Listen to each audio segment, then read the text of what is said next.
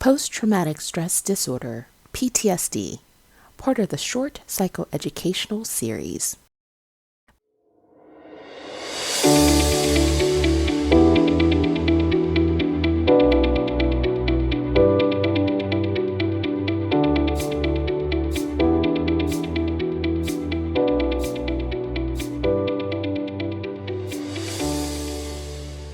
The Georgia Mind Center. Remember, you deserve peace of mind. This presentation is for informational and educational purposes only. It is not intended to be used as legal, medical, or psychological advice. Although we strive to provide accurate general information, the information presented here is not a substitute for professional advice, and you should not rely solely on this information. Consult with a licensed professional before making a psychiatric, psychological, professional, legal, instructional, and financial or tax-related decision. We will cover the following topics. What is post-traumatic stress disorder? How is it diagnosed? And what are the most common treatments? PTSD is a mental health condition that some people develop after experiencing or witnessing a life-threatening or traumatic event.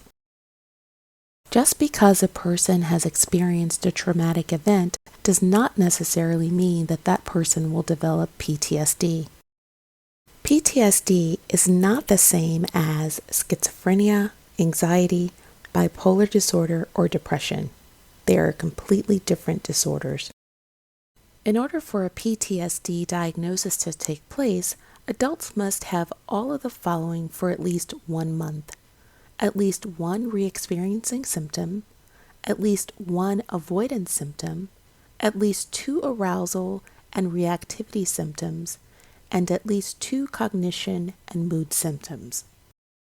Here are some common tools used to make a PTSD diagnosis by mental health professionals. The Diagnostic and Statistical Manual of Mental Disorders provides the criteria, PTSD checklist for DSM-5, Primary Care PTS screens, the SPAN, SPRINT, and Trauma Screening Questionnaire. The prevalence of PTSD in the United States is as follows. The lifetime prevalence among adults is approximately 6.8%.